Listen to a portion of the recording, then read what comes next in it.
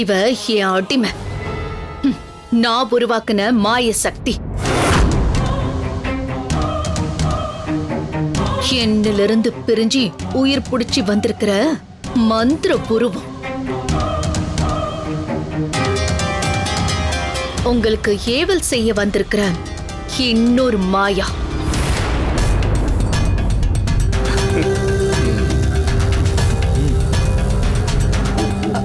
மாயா,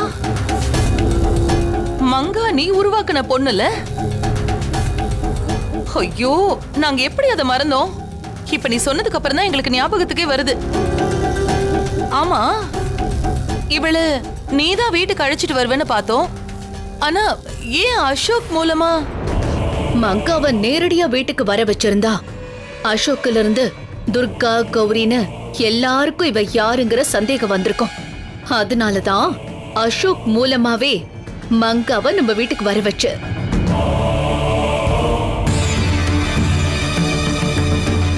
துர்காவை காலி பண்ணதான் மங்கா வந்திருக்கானே தெரியாம துர்கா பக்கத்திலேயே கொண்டு போய் வச்சிருக்காரு அசோக்.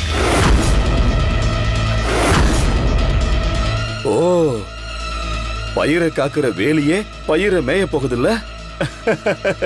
பிரமாதம் மாயா. அப்ப துர்காவுக்கு சத்ரு பக்கத்திலே இருக்க போறா. கூடிய சீக்கிரமே துர்கா கதையை முடிச்சிடலாம். அப்படிதானே மாயா? யார அழிக்கிறதுக்காக மாயா என்ன உருவாக்குனாங்களோ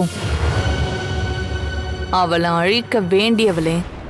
அவளோட பாதுகாப்புக்கு நான் வந்திருக்கேன்.